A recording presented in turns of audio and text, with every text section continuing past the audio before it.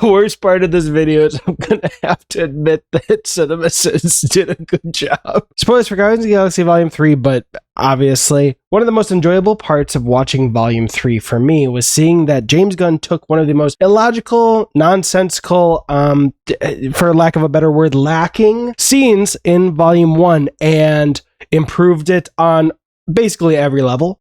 Oh, shit. The scene in question is the escape from the kiln, where Rocket, that's really funny, for the first time has collected all the Guardians in one room, and we have guards come in, and they're trying to stop them. We've already had a moment similar to this, which I'll show right now. The animal's in control! Fire on my command!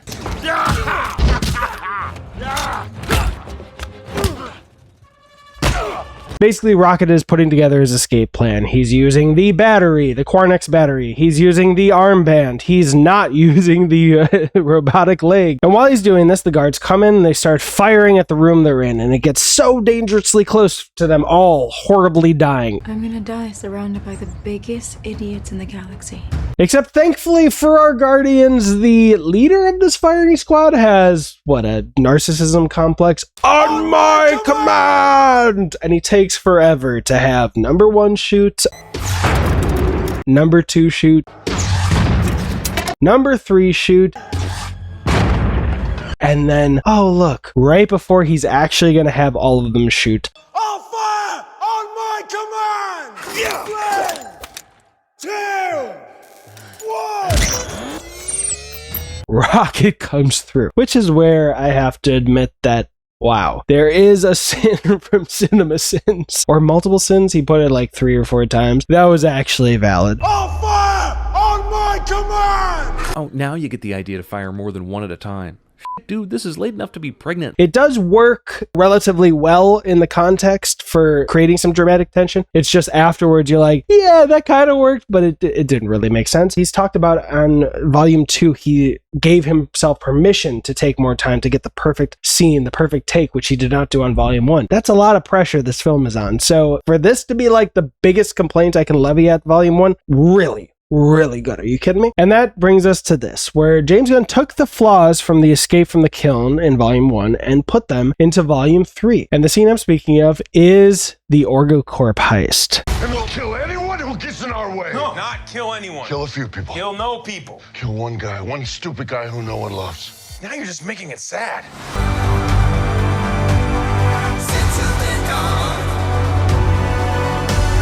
Interrupting Brian to say that this video is sponsored by the like button. It needs to be pressed or it will die.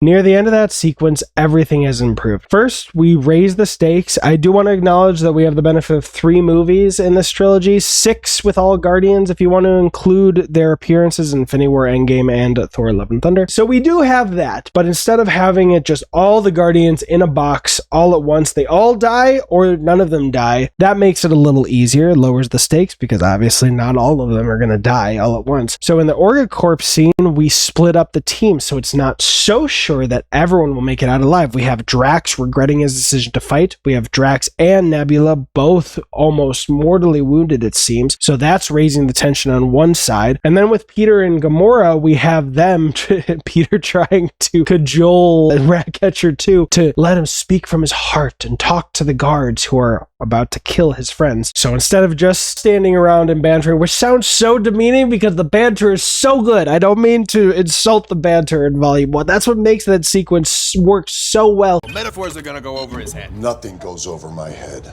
My reflexes are too fast. I would catch it. And distract from the illogical nature of the firing squad guy's narcissism. But here, it's better because he has his friends' lives on the line, and he's trying to help them, try to save them, but he can't yet. And instead of having a firing squad do, "On my command!"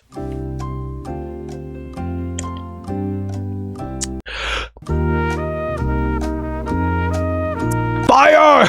They do very similarly to Volume 2, where all the bullets are shooting at the windows, and it's just going to happen in a matter of seconds. And then we add a beautiful little twist, a little complication, that it's not just a plan coming together. It's him pretending to have one plan just to get what he needs, but it's revealed that his ultimate plan is Boom. Basically do exactly the same thing as in the kiln. Do anti-gravity, but for the suits, I guess. I love to see an artist make good art and then years later improve upon it still. It's great. I love it. This movie is so much fun. I do agree with Dan Murrell that maybe all the flashbacks with Rocket, instead of a multitude of flashbacks, should have been put into one sequence in between them finishing the Orgacorp heist and going on to Counter Earth, because both of those felt very fetch questy. The first time when they were like, oh, the code's not here, we have to go to this place, I went internally and I was like, oh, so we doing a fetch quest? We going on a fetch quest? Is this whole movie gonna be a fetch quest? I swear, if Rocket just shows up at the last 15 minutes and wakes up, that's gonna be so disappointing.